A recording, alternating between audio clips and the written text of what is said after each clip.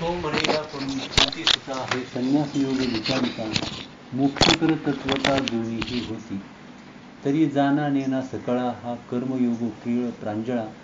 जैसे नाव स्त्रिया बाळा तोय तैरणी. तैसे सारासार पाहिजे तरी सोपाहाची दिकीजे. येणे संन्यास फळ लाहिजे अनायासी. आता याची लागी सांगेन तुझं संन्यास याचे चिन्ह. मग सहजे ते अभिन्न जाणशी तू. चंद्रभागा नेत्री पाहता हर्षलो. सीन विसरलो अंतरीचा. पाहता निशाणे उतंग कळस. संचरले खास अष्टभाव. ऐकता गजर धुंद झाले मन. महाद्वारी भान विसरलो. चित्त वेडे झाले भांबावला देह. अश्रूंचा प्रवाह चरणावरी. तुकड्यादास म्हणे चित्ती तन्मयता. पंढरीच्या नाता पाहताची. तर याच्यामध्ये भक्तीचं प्रेमाचं वर्णन केलेलं आहे. आणि देवाकडे जायचं म्हणजे जरी समजा आपण अनेक साधनांचा जरी आपण वापर जरी केला नाही का, अनेक साधनांचा वापर आपण करतो, साधनाचा अवलंब आपण करतो, परंतु सगळ्यामध्ये महत्त्वाची गोष्ट म्हणजे कोणती आहे, खरी गोष्ट जर आपण जर पाहिली तर भक्ती ही श्रेष्ठ आहे. भगवंताने अर्जुनाला देव सांगतात की आता हे जे विश्वरूप आहे तर हे आश्चर्याची गोष्ट म्हणजे पहा की आतापर्यंत असे अनेक सिद्ध झाले, देवाचे अनेक भक्त झाले, जो जो फार मोठा काळ गेला त्यामध्ये अनेक साधक होऊन गेले, सिद्ध होऊन गेले, भक्त होऊन गेले, ज्ञानी होऊन गेले, किंवा ज्याला आपण महर्षी अगदी तपश्चर्या करणारे होऊन गेले. परंतु हा जे विश्वरूप जे आहे ना ते भगवंतानी कोणालाही दाखवलं नाही बरं का. फक्त अर्जुनालाच तेवढं विश्वरूप भगवंतानी दाखवलं.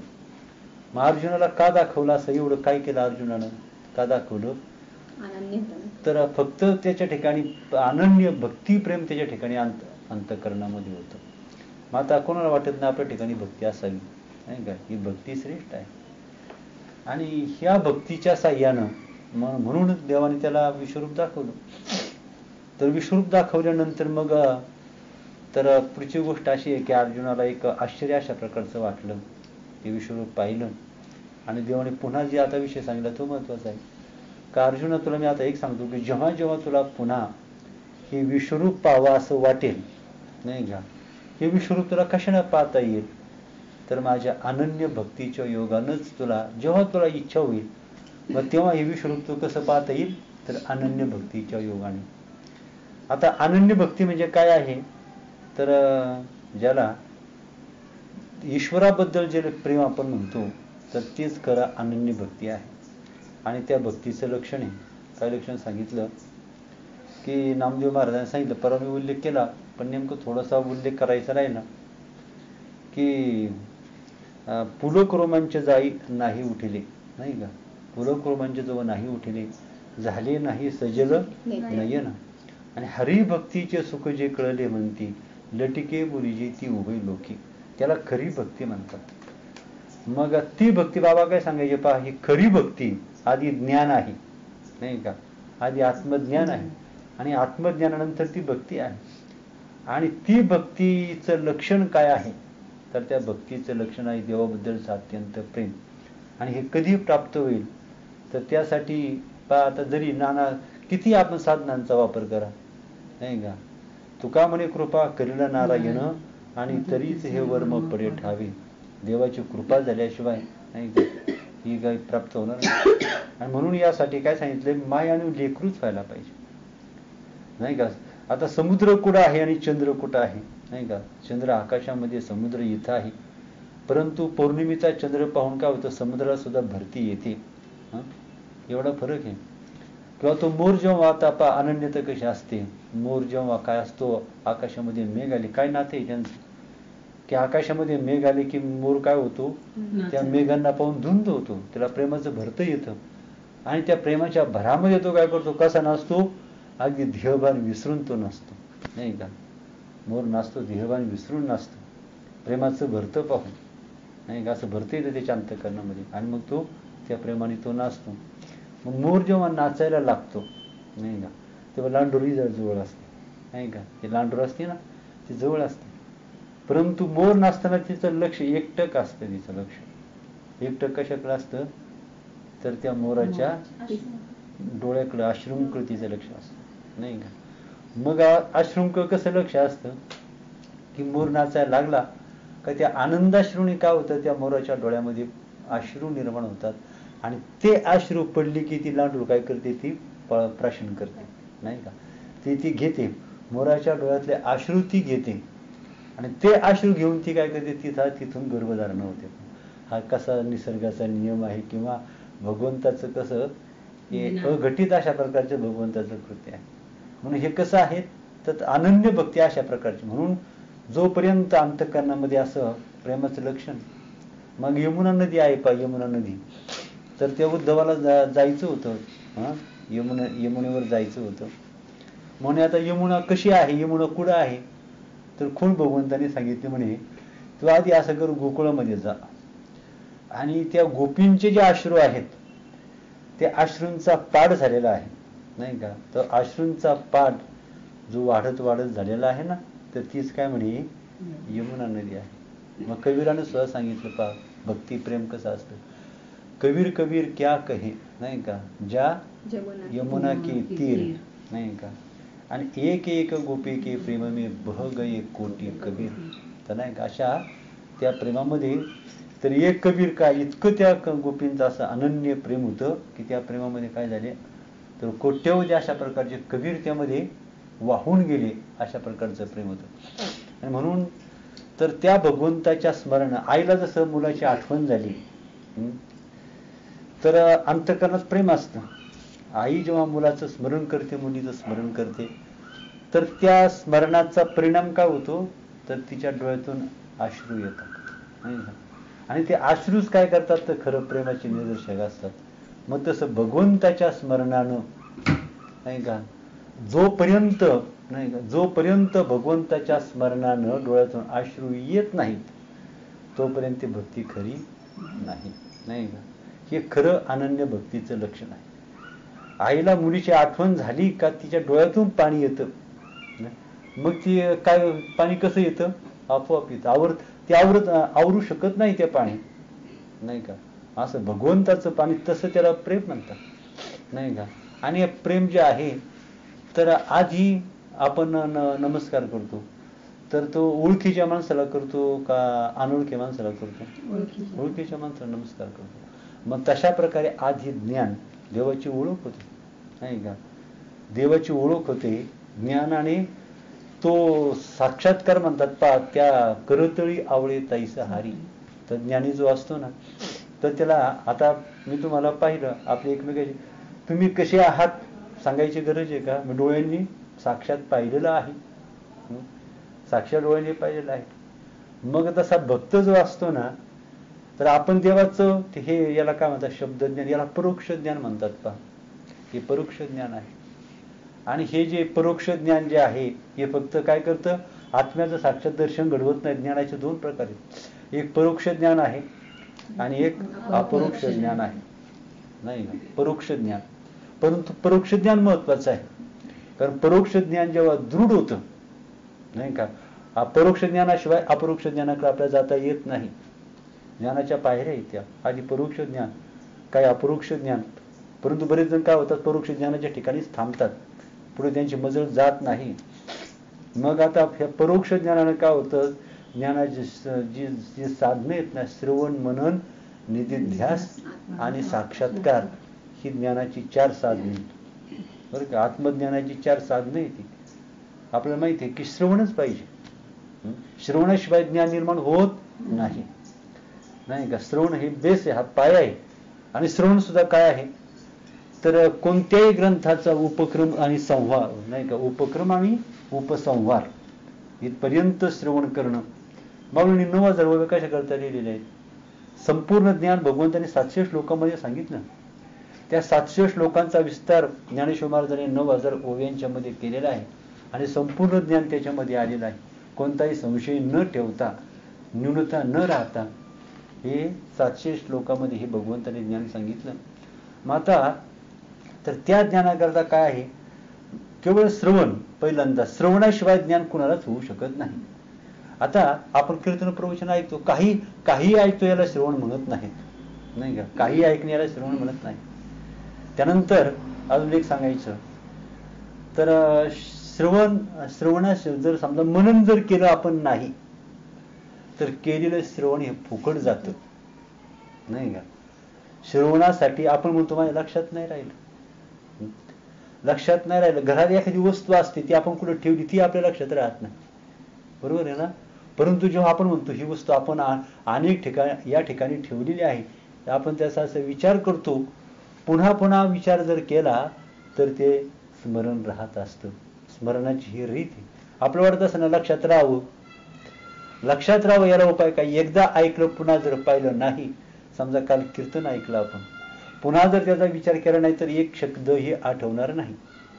परंतु कीर्तन झाल्यावर आपण एक थोडासा विचार केला, हा विषय सांगितला, हा विषय सांगितला, तो विषय सांगितला, की मग आठवणं सोपं जातं. पुन्हा 2 तासांनी पुन्हा त्याचं स्मरण केलं, पुन्हा आठवणं सोपं जातं. पुन्हा दुसऱ्या विषयी स्मरण केलं, पुन्हा ते म्हणजे जर स्मरणात राहायचं असेल तर त्याचं काय करायला पाहिजे, पुन्हा पुन्हा त्याचं स्मरण करायला पाहिजे. नाहीतर मग पुन्हा जर पाहिलं नाही. आता आपण ऐकलं, बाबांच्या काळामध्ये बाबांनी फार ज्ञान सांगितलं, सगळा विषय ऐकला, गहन ज्ञान बाबांनी सांगितलं, पण आज ते काहीच आठवत नाही. ते आज एका अक्षराचंही स्मरण नाही, नाही का. मग जे सांगितलं त्याचं पुन्हा जर आपण विचार जर केला नाही, नाही का, तर ते श्रवण व्यर्थ जातं. त्याचा पुन्हा पुन्हा पुन्हा पुन्हा त्याचा वापर करावा लागतो. एक काय म्हटलेले पहा त्या बिरबलनी एक बादशहाने बिरबलला प्रश्न विचारला, एक प्रश्न नाही तुला मी 3 प्रश्न विचारतो, त्याचं उत्तर एका याच्यात द्यायचं, नाही का. घोडा अडला, घोडा का अडला, भाकरी करपली, भाकरी का करपली, आणि तलवार गंजली, तलवार का गंजली. 3 प्रश्न विचारले. भाकरी का करपली, तलवार का गंजली आणि घोडा का अडला. याचं उत्तर काय, नाही का, एका शब्दात फिरवलं नाही. भाकरी का करपली, फिरवली नाही, तव्यावर टाकली आणि पुन्हा त्याच्याकडे 10 मिनिटं पाहिलंच नाही, नाही का. जमेल का. तर ती फिरवावी लागते, अधूनमधून फिरवावी लागते, नाही का. पण तलवार कुठेतरी सांधे कोपऱ्यामध्ये पडू द्या, गंजल्याशिवाय राहणार नाही. परंतु रोजच्या वापरात असू द्या, ती अजिबात गंजणार नाही, नाही का. मग तसं घोडा अडला, घोडा जर कधीच त्याला बांधलेला आहे, बाहेर जर सोडलाच नाही, रेसचा घोडा, नाही का, मोठमोठ्या रेस जिंकणारा घोडा, पण त्याला 4 पावलं नीट चालता येणार नाही. परंतु त्याला जर रोज रिपीट जर दिली, नाही का, तर काय होतं, तर तो चांगल्या प्रकारचा अगदी चांगल्या शर्यती तो जिंकू शकतो, नाही का. मग तशाच प्रकारे बुद्धी तयार कशानं होते, वाढते बुद्धी कशानं, शरीर बळकट होतं, व्यायामाने शरीर बळकट होतं, म्हणून व्यायाम करतात. रोज व्यायाम करीत जावा. लोक रोज फिरतात. जर समजा आपण नाही फिरलो ना, फिरलो जर नाही, मी विचार केला आपले फिरायची गरज आहे, जर नाही जर फिरलो ना तर एक सांग नाही राहत, राहणार पण नाही. पार काय होईल, भक्तीचं उधाण येईल एखाद्या वेळेला, भक्तीचं ज्ञानाचं परमार्थाचं उधाण येईल माणसाला, परंतु उधाण येईलही आणि जाईलही. पावसाळ्यामध्ये जर पाहिलं तर नदी दुथडी भरून वाहते पावसाळ्यामध्ये, उन्हाळ्यामध्ये टिपकाही त्याच्यामध्ये नसतो, नाही का. जेवढा पाऊस बदाबद पडत होता त्यावेळेला नदी गज भरून वाहत होती, पाऊस पडायचा बंद झाला नदी कोरडी पडली, नाही का. मग तशा वेळा काय होतं, आता आपली भक्ती व सोंडून वाहते, परंतु कदाचित काय होईल, ती भक्ती नष्टही होते, नष्टही होणार. आणि आता मला माहिती आहे, म्हणजे माहिती म्हणजे शास्त्राचा अभ्यास करून काय माहित आहे. आता एवढे म्हणून माऊलीने सुद्धा सांगितलं, अस्तेच्या महापुरी विगताची कोटीवरी, प्राप्तीच्या पहिले थडी हो पाहिला एखादाच पावे, नाही का. मग किती हे तुम्ही विचार करा, तुम्ही पहिलीच्या वर्गात होता, पहिलीच्या वर्गात किती विद्यार्थी होते, दुसरीला किती मुलं आली तुमच्या बरोबर, तिसरीला किती आली, 7वीला किती आली, 10वीला किती आली, ग्रॅज्युएशनला तुमच्या बरोबर किती होती. 100 जर असतील तर शेवटपर्यंत 10च राहतात, आणि पुढे पोस्ट ग्रॅज्युएशनला एकत्रच राहतो आपलं, नाही तर आपण एकटेच राहतो, मग ह्यामध्ये गळून जातात. आता याच्यामध्ये बघ, तर शेवटपर्यंत टिकणारा फक्त एखादाच, हे शास्त्राचा सिद्धांत आहे. आणि आपलं रामायण तुळशीदासांनी तर सुंदर वर्णन केलेले या गोष्टीचं, की भक्ती मार्गाला माणसं, नाही का, आश्चर्यवत वदती कश्चित येनम, आश्चर्यवत पश्यती कश्चित येनम, आश्चर्याने धुंद होतात, याला मार्गाला लागतात, परंतु पुढे पुढे मात्र ओसरतात, टिकत नाहीत पुढे, आत्मसाक्षात्कारापर्यंत टिकत नाही. एकदा आत्मसाक्षात्कार झाला का मग मात्र तो त्या ज्ञानाला सोडित नाही, नाही का. म्हणून टिकावं, बाबा नेहमी सांगितलं टिकावं, तुम्ही टिकलं पाहिजे, नाही का, टिकलं पाहिजे त्याला. परंतु कधी आत्मसाक्षात्कारपर्यंत, झाड जोपर्यंत लहान आहे तोपर्यंत त्याला पाणी घालावं लागतं, आणि आता मोठं झालं का पाणी घालायची गरज नाही त्याला. लहान आहे तोपर्यंत त्याला पाणी घालावं लागतं, काट्याकोट्याचं कुंपण करावं लागतं, जनावरांच्या तोंडाला येईल नाही असं तिथपर्यंत वाढेल असं करावं लागतं. तसं जोपर्यंत बोध दृढ होत नाही तोपर्यंत भक्तीला फार सांभाळावं लागतं. आणि मी नेहमी सांगत असतो, कोट्यावधीचं नुकसान झालं तरी चालेल, आपली सगळी संपत्ती विनाश झाला तरी चालेल, पण ह्या बोध मात्र नष्ट होता का. प्राणापेक्षा, आपल्या जीवापेक्षा, प्राणापेक्षा हे ज्ञान श्रेष्ठ आहे, हे ज्याला कळतं, नाही का. आपलं भरपूर सांगून झाले, त्यामध्ये काय अन्यथा नाही, सांगून भरपूर झालेलं आहे, पण एवढं ऐकून सुद्धा काय होतं, शेवटी मला माहित आहे की याच्यातून अगदी शेवटच्या पॉइंटला की अगदीच नाममात्र जाते, नाही का, आत्मसाक्षात्कार. आणि ह्याच्याकरता एक आपण, मी मागं सांगितलं होतं, तुम्ही अंतःकरणात एक अक्षर करून ठेवा, मी जाऊ दे, माझं सोडून द्या, माझं काय, मी सांगतो काय, बोलतो काय, करतो काय, काय होतं काय, ते सोडून द्या, परंतु मी माझा प्राण एकच करायचं, फक्त प्राण आहे, कारण तोपर्यंत मी या परमात्म्याला, देवाला सोडणार नाही, नाही का. मला प्राणाची पर्वा नाही, मला प्राण नकोय. प्राण कशा करता, तर देवाची भजन करण्याकरता, नाही का. मग तिथं सुख आहे, नाही का, किती सुख आहे. एक सांगतो विषय निघाला म्हणून, जगामध्ये जेवढा रात्रीच्या वेळेला जेवढा अंधार असतो, किती अंधार असतो रात्रीच्या वेळेला जगामध्ये, पूर्ण अंधार रात्रीच्या वेळेला. तसं जो अज्ञानी आहे त्याच्या ठिकाणी पूर्ण. आता ही माया आहे ना, मला आठवलं, मायाला तम असं म्हणतात. ही माया तम आहे आणि जड आहे. मायेचं वर्ण आपण पाहिलं, माया कशी आहे, तम आहे आणि जड आहे. तमोरूप आहे, तमोरूप आहे म्हणजे अंधकार स्वरूप आहे. माया कशी आहे, अंधकार स्वरूप आहे आणि जड आहे. आता हे सगळं कोण करते, हे सगळं, ह्या सगळ्या विश्वाची निर्मिती, विश्वाचं पालन पोषण सुद्धा कोण करते, एक विचार जर केला तर कोण करत, ब्रह्म सुख हेच केवळ सत्य सुख आहे. व्यवहारातली सुख जी असतात ही सुखाचा आभास असतात, नाही का, सुखाचा आभास असतात. दुःखच सुखाचं रूप घेऊन आलेली असतात आणि तीच आपल्याला भुलवतात, नाही का. पण तीच दुःख असतात आणि आपल्या ती सुख वाटतात. त्याचं कारण अज्ञान, नाही का, त्याचं कारण अज्ञान आहे. आणि म्हणून आता विषय काय सांगितला, तर म्हणून परोक्ष ज्ञान. आता हे तुमच्या लक्षात आलं का, ज्ञान म्हणून पहा, तर काय सांगितलं, अवघेची त्रैलोक्य आनंदाचे आता, नाही का, आता शब्द वापरलाय, अवघेची त्रैलोक्य आनंदाचे आता, जगन्नाथा चित्त ठेले. अवघेची त्रैलोक्य, मग देव म्हणजेच आनंद, देव म्हणजे सुख, हे कधी कळायचं माणसाला. आणि ज्याला देव नाही, ज्याच्या जवळ, त्याला सुख कधी होईल का, होणारच नाही, नाही का. आणि म्हणून तर सुखाची जी भेट होते, नाही का, तर ती एक सुखाची प्राप्ती जी आहे, तर जीव ब्रह्माचं ऐक्य त्याला सुख म्हणतात. जीव ब्रह्माची एकता, एक देशित्व त्याला सुख असतं, नाही का. पण थोडासा पैसा आला, मनासारखं झालं, गेली, सगळं बोधाचं वाटूळ झालं, पण त्याला बोध मानता येईल का. जो कधीच नष्ट होत नाही त्याला बोध मानतात. किती सुखाचे दुःखाचे प्रसंग जरी आले तरी तो नष्ट होत नाही, त्याला बोध मानतात. किती सुखाचा वर्षाव जरी, सुखमे समीरण सब करे, दुःखमे करे न कोई, दुःखमे समीरण कोई करे, तो दुःख काय का हो, नाही का, दुःख काय का हो. लहान मुलं असतं, त्याला आई जवळ असते का त्याला बाकीचं काही नसतं, ते सुखच, आई जवळ असते की त्याला सुखच असतं. खरा भक्त जो असतो तो देवाच्या. म्हणून अर्जुन म्हणतो की गुंतलो होतो अर्जुनपणे आणि मुक्त झालो तुझेपणे, नाही का. आतापर्यंत मी अर्जुनपणात अडकलो होतो, आणि बद्ध झालो होतो आणि दुःखात संकटात सापडलो होतो. परंतु आता तुझ्यामुळे मी काय झालो, आता मुक्त झालो. नाही का? ज्ञानेश्वरीमध्ये सुंदर विषय मांडलेला आहे. आणि म्हणून आता तर श्रवण मनन निधिध्यासन, तर परोक्ष ज्ञान जे आहे ते श्रवणानं आणि मननानं होतं. आलं लक्षामध्ये? परोक्ष ज्ञान कशानं होतं? श्रवण आणि मननानं परोक्ष ज्ञान होतं. श्रवण आणि मनन याचा उपयोग फक्त परोक्ष ज्ञानापर्यंतच असतो. आता परोक्ष ज्ञान म्हणजे काय?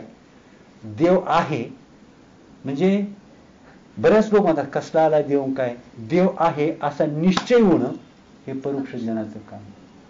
त्याला परोक्ष ज्ञान म्हणतात. देव आहे निश्चितपणे, जरी मी अनुभवला नाही परंतु देव निश्चितपणे आहे, हे परोक्ष ज्ञान. आणि मीच देव आहे, देव माझ्यापेक्षा अजिबात वेगळा नाही, त्याला काय म्हणायचं? अपरोक्ष ज्ञान म्हणायचं. मीच ब्रह्म आहे हा जो बोध, त्याला अपरोक्ष ज्ञान. आणि ब्रह्म आहे अनुभवाचं नाही परंतु आहे, त्याला काय म्हणायचं? परोक्ष ज्ञान. मग आता परोक्ष ज्ञान कशाने होतं? श्रवण आणि मननाने. आणि अपरोक्ष ज्ञान कशाने होतं? निधिध्यासनाने. निधिध्यासनाने काय होतं? तर अपरोक्ष ज्ञान होतं. निधिध्यासन. आता निधिध्यासनाचा सोपा अर्थ ध्यान. आपण प्रबोधाची बैठक करतो ना, प्रबोधाची जी बैठक असते त्याला म्हणायचं म्हणजे निधिध्यास जो आहे ही सविकल्प समाधीच्या आधीची पायरी आहे, नाही का? आधीची पायरी म्हणजे काय आहे? सविकल्प समाधीची म्हणजे निधिध्यास.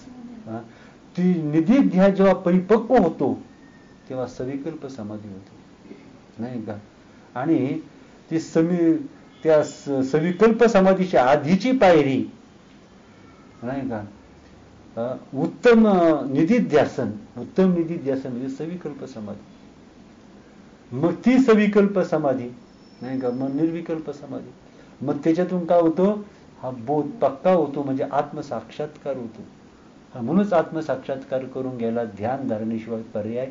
आत्म्याचा अनुभव कुठे येतो? आत्मानुभूतीच्या दोन अवस्था आहेत. आत्म्याची अनुभूती घ्यायच्या, आत्मा प्रत्यक्ष पाहण्याच्या दोन अवस्था आहेत. तर पहिली अवस्था आहे सुषुप्ती, नाही का? आणि दुसरी अवस्था आहे समाधी किंवा त्याला काय म्हणतो? निधिध्यासन किंवा ध्यान. ह्या दोन आत्मसाक्षात्काराच्या अवस्था आहेत, दोन अवस्था. आता सुषुप्तीमध्ये काय होतं? आत्म्याची अनुभूती असते परंतु आत्म्याचं ज्ञान करून देणाऱ्या ज्या वृत्ती असतात त्या तिथं कशात? अज्ञानाकार वृत्ती असतात. वृत्ती कशा असतात तिथं? अज्ञानाकार. सुषुप्तीमध्ये वृत्ती अज्ञानाकार असतात आणि त्या अज्ञानाकार वृत्तीच्या पण त्या अज्ञानाकार वृत्तीच्या जवळ ज्ञान असतं, नाही का? आणि म्हणून त्या अज्ञानाकार वृत्तींना बोध होतो, म्हणजे सुखाचा ज्ञानाचा बोध होतो. झोपेमध्ये आपल्याला सुख वाटतं का दुःख वाटतं? का सुख वाटतं? एक विचार करण्यासारखी गोष्ट आपण कधी विचार करत नाही. कधीच विचार असा कोण आहे का ज्याला झोपावं वाटत नाही? असं कोणी आहे का? झोपण्याची प्रवृत्ती सगळ्या आहार निद्रा भय मैथून सर्व योनीशी समसमान. झोप हे सगळ्यांना प्रिय आहे का? तिच्यामध्ये कशातही नाही एवढं सुख त्या झोपेमध्ये होत. माणसाला खायला नाही मिळालं तर काही नाही मिळालं तरी चालेल. त्याला म्हटलं जर पैसे घे, फक्त झोपू नको, पैसे घेत राहा, तुला काय भोग घ्यायचे ते घे, फक्त झोपू नको. तो म्हणा मला कोणताही भोग नको, फक्त झोपू दे, मला काहीच नको, फक्त झोपू दे. इतकी झोप माणसाला प्रिय असते. मग झोप प्रिय का असते? त्या झोपेमध्ये आत्मानुभूती असते, नाही का? परंतु ती अज्ञानातून असल्यामुळं ती आत्मानुभूती असते परंतु ती कशी असते? अज्ञानातून असते. अज्ञानातून आत्मानुभूती असते म्हणजे काय असतं? का आंधळ्याच्या हातामध्ये हिरा यावा, नाही का? तशा प्रकारचा आंधळ्याच्या हातामध्ये हिरा यावा परंतु त्याचा त्याला वापर करता येत नाही, नाही का? तशा प्रकारे म्हणजे वृत्ती अज्ञानाकार असते, नाही का? आता समाधीमध्ये काय असतं? समाधीमध्ये वृत्ती ही ज्ञानाकार होते म्हणून साक्षात अनुभव असतो त्याचा, परमात्म्याचा साक्षात अनुभव. वृत्ती असते परंतु सविकल्प समाधीमध्ये वृत्ती कशी असते? ज्ञानाकार असते. आणि म्हणून कशा असतो तर त्याचा आत्म्याचा अनुभव त्याच्यामध्ये असतो. आणि निर्विकल्प समाधीमध्ये वृत्तीच नसते. वृत्तीचा सुद्धा अडथळा नसतो, नाही का. मग काला ऐकता पाहता म्हणून संचरले खास अष्टभाव, अष्ट सात्विक भाव. अहो तुम्हाला सांगतो ना, अष्ट सात्विक भावाने सगळं परमार्थ भरलेला आहे. रुक्मिणी स्वयंवर काय आहे? रुक्मिणी स्वयं म्हणजे जीवाशिवाचं लग्न आहे, जीवाशिवाचं ऐक्य आहे. कृष्ण आणि रुक्मिणी, तर कृष्ण हा जीव आहे आणि कृष्ण हा शिव आहे. रुक्मिणी हा जीवाशिवाचं लग्न आहे, दुसरं काही नाही. रुक्मिणी स्वयंवर वाचा म्हणजे चांगलं लक्षामध्ये येईल. हे कसं करता? हे परमार्थाचा बोध करण्याकरता हे सगळे निर्माण केलेले आहेत. म्हणून हरिपाठामध्ये सांगितले वायाव्यर्थ कथा सांगे मार्ग, नाही का. वायाव्यर्थ कथा ज्या आहेत ना, या सिद्धांत सांगण्याकरता कथा आहे. सगळी पुराणं, सगळी शास्त्र, 4 वेद, नाही का, विद्या आणि कला, ह्या सगळ्या कशा करता निर्माण झालेल्या आहेत? एक देव ज्ञान आणि भक्तीला पुष्ट करण्याकरता ह्या सगळ्या गोष्टी निर्माण झालेल्या आहेत. सगळ्या गोष्टी, नाही का. नृत्यकला आहे. नृत्यकला कशा करता आहे? नृत्यकला त्या तिथं स्टेजवर जाऊन नाचण्याकरता, तमाशात नाचण्याकरता नृत्यकला वेदांनी सांगितली नाही. तर देवाच्या भक्तीमध्ये धुंद होऊन नाचावं कसं, कसं तालबद्ध कसं नाचावं, ही विद्या देवाच्या भक्तीसाठी नृत्य आहे. गायन देवाच्या अभंगाचं, देवाचं गुणगान सुंदर तालबद्ध, सूरबद्ध रागदारीमध्ये गावं, ह्याच्याकरता गायन कला आहे. ह्या 14 विद्या, 64 कला, 4 शास्त्र, 6 शास्त्र, 18 सगळं काय करतात? 24 जण 6 शास्त्री करून 18 पुराणे हरीशी गाती. फक्त एक सांगण्याकरता काय आहे? जीवब्रह्माचं ऐक्य सांगण्याकरता आणि त्या एकतेचं सुख भोगण्याकरता हे सगळे निर्माण झालेले आहे. येळ ते माईक दुःखाची जनिके नाही आधी आणि अवसानी. म्हणून माऊलीने सांगून ठेवलं, संशयात्मा विनश्यती. कधीही संशय शंका संशयावनी घोर, अनेक नाही पाप थोर, आणि हीच विनाशाची वाघोर प्राणी याशी. म्हणून देवाला एवढीच प्रार्थना करा, तुझ्याबद्दल, तुझ्या नामाबद्दल मला कधी संशय येऊन देऊ नको, दृढ विश्वास त्याच्यावर राहू दे, एवढीच कृपा माझ्यावर कर. आणि तो भाव, नाही का, काय प्रेम वाढे पोटी आयुष्य करी, नाही का. येता प्रेमाचे भरते, नाही का. ते तर कसं त्याला चढ उतार होणार नाही, तर ते उतार होणार नाही. अशा करता भक्ती ही वाढती भक्ती असावी. ती सत्य आहे. अज्ञानी जीवाला परमार्थ सत्य आहे, नाही का. अज्ञानी जीवाला संसार सत्य वाटतो. ही दुर्दैवाची बाब, नाही का. म्हणून हे कसं, म्हणून याला ज्ञान म्हणतात, नाही का. ते ज्ञान काय करतं? आत्म्याला कसं दाखवतं?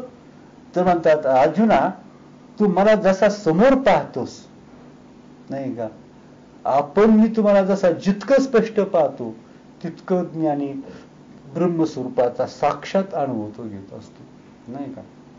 साक्षात अनुभव किंवा तो ब्रह्मस्वरूपाहून वेगळा राहतच नाही. जशी समुद्राची लाट पाण्याला सोडून कधी राहत नाही, तसा तो या ब्रह्मस्वरूपाला, ब्रह्मस्थितीला सोडून कधी राहत नाही, नाही का. मग त्याचा जन्म धन्य झाला, अनेक जन्माचं सार्थक झालं. त्याला नाही जरी खायला मिळालं. अजून एक तुम्हाला सांगतो, चिंता करण्याचं कारण काय? अज्ञानातून चिंता निर्माण होते. म्हणून चिंता का करतो? अज्ञानामुळे चिंता निर्माण करतो. अज्ञान काय? माझं असं होईल, माझं तसं होईल, माझे एवढे पैसे गेले, आणि मला आमका असं म्हणला, आणि माझ्या कुटुंबामध्ये असा प्रॉब्लेम निर्माण झालाय. ही व्यर्थ चिंता आहे. अरे बाबा, तू ब्रह्मस्वरूप आहे, साक्षात परब्रह्म आहे. तुझा नकशिकांत ब्रह्मच भरलेला आहे. आणि माणसाला काय? अज्ञान. काय? तर त्याला असं वाटतं, त्याला म्हणतात चित्त आणि जड, नाही का. तर हे वेगळे करण्याला ग्रंथीभेद म्हणतात. जड आणि चित्त, जड, चित्त आणि जड यांना वेगळं करणं याला ग्रंथीभेद म्हणतात. ज्यांनी वेगळे केले त्यांचा ग्रंथीभेद झाला, त्यांचं अज्ञान गेलं आणि ते ज्ञानी झाले. ज्यांना चित्त आणि जड वेगळं करता आलं नाही, त्यांच्या हृदयाच्या ग्रंथींचा भेद झाला नाही, म्हणजे त्यांच्या ठिकाणी अज्ञान आहे. आणि म्हणून ते कसे आहेत? तर जीव, म्हणजे ज्याला आपण म्हणतो त्यांची जीवस्थितीच आहे, आत्मस्थिती त्यांची नाही. म्हणून चित्त जड ग्रंथींचा काय करायचं आहे? म्हणून तर तर तो काय विचार करतो, विवेक काय सांगतोय, तो म्हणतो देह आणि इंद्रिय यांच्यापासून मी वेगळा आहे. अज्ञानाला भ्रम असतो, ही देह माझा आणि इंद्रिय माझी, बुद्धी माझी, हा त्याचा भ्रम, याला भ्रम म्हणतात. भ्रम कळला का? हा भ्रम काय? देह माझा आहे, इंद्रिय माझी आहेत, नाही का, हा भ्रम, नाही का. देह इंद्रिय माझी, याला म्हणायचं याच्या ग्रंथीचा भेद झाला नाही. मग देह बुद्धी मन जड आहे आणि चेतन आणि जड एक का दोन? जड आणि चेतन बाजूला करणं, सेपरेट करणं. आत्मा चित आहे, चेतन आहे, आणि आत्मा सोडून बाकीचे जे हे जड आहे. मग देहाधिक इंद्रिय ही जड आहेत. मग सांगितलं माया सुद्धा कशी आहे? जड आहे. मायेला स्वतंत्ररित्या काय करता येत नाही, नाही का. आणि म्हणूनच त्याला व्हायचं ग्रंथी भेद करणं. आणि मग असा तो आत्मसाक्षात्कार झाला ना, आणि मग मात्र तो या बौद्धाला कधी सोडत नाही. मग चित्त वेडे झाले, मग आपोआप अश्रूंचा प्रवाह येतो का? आता काय सांगावं, मला तर आश्चर्य वाटतं. डोळ्यातून देवाच्या स्मरणानं डोळ्यातून अश्रूंच्या धारा येणं, हे भक्तीचं जिवंतपणा, भक्तीच्या जिवंतपणाचं लक्षण, हे सहज भक्तीचं लक्षण, नाही का. भगवंताच्या स्मरणानं, परमात्म्याच्या स्मरणानं, हे महावाक्य नव्हतं. पण आता आमचा प्रबोध झाला, आता आम्हाला काही त्याची गरज नाही, असं नाही. ही झाडं आहेत, मोठमोठी झाडं, लहान झाडांना पाणी द्यावं लागतं, ते पाण्यावर जगतात. आणि मोठ्या झाडांना पाणी लागत नाही का? तीही पाण्यावर जगतात, मोठी झाडंही पाण्यावर जगतात, परंतु ते पाणी स्वतः ग्रहण करतात. आणि लहान झाडांना पाणी द्यावं लागतं, आणि मोठ्या झाडाला पाणी स्वतः ग्रहण करतात, पण ते सुद्धा पाण्यावर जगतातच. तसं हे भावावस्था ज्याला आपण म्हणतो, प्रबोध झाल्यावर सुद्धा हे उलट परिपक्व प्रबोधाचं लक्षण आहे, भक्ती आहे, नाही का. म्हणून भक्ती प्रेम सुख नेणवे आणि का, ज्याचा बोध दृढ आहे, आत्मनिष्ठ जरी झाले जीवनमुक्त परी भक्ती सुख दुर्लभत्या पास होतील. मुक्त होणं म्हणजे 35% सुटणं, 80% 90% म्हणजे भक्तीचा जिव्हाळा त्या ठिकाणी असणं, बरं का. नुसता ज्ञानी झाला ना, ज्ञानाला काय, जीवनमुक्त झाला, ज्ञानी झाला, त्याला काय उपयोग नाही त्याचा. पण ते सुद्धा साधी गोष्ट नाही, बरं का. जीवनमुक्त होणं हे याचा आपल्या सीएचा निकाल किती लागतो? 2% निकाल लागतो, नाही का. तसं तो निकाल फार झाला, हा लाखातून 1-2% नाही, लाखातून कोटीतून 1-2 सुटतात याच्यात. सीए पेक्षा हे फार, तसं पाहिलं तर फार अवघड आहे. सीए पेक्षा अवघड आहे, पण सीए पेक्षा फार सोपं आहे. सीए होण्यापेक्षा फार सोपं आहे, नाही का. पण सीएच्या निकालापेक्षा हा निकाल टफ आहे जास्त, नाही का. हा निकाल टफ आहे. परंतु इथं कसं आहे, आता म्हणजे काय, किती कोणी असू द्या, माऊली स्पष्ट सांगितलं, जरी किती पापी असू द्या, उलट इथं जितका पापी ना, तितका त्याला देव लवकर भेटतो. आपला असा परमार्थ सांगतोय आपला. जितका पापी असेल ना, सत्वगुणी माणसं लवकर साधत नाही. गोष्ट खरी आहे, ही गोष्ट खरी आहे. त्या ठिकाणी फार संशय असतात. सत्वगुणी मी चांगला आहे, मी सज्जन आहे, मी फार दिवस अभ्यास करतोय, मी बऱ्याच ग्रंथाचा अभ्यास केलेला आहे, हेच त्याच्या आडवं येत असत. सोन्याची बेडी आहे ती सुद्धा. आठवण गेले भाव, नाही का. मला कळतंय मी थोर वाटे म्हणी, तो नव्हे ब्रह्मज्ञानी. विचार पाहता त्रिभुवनी, नाही, मी थोर वाटे म्हणी, तो नव्हे ब्रह्मज्ञानी. विचार पाहता देहाभिमानी, प्रत्यक्ष दिशे, नाही का. म्हणून तर इथं कसं काहीही तिथं नसतं.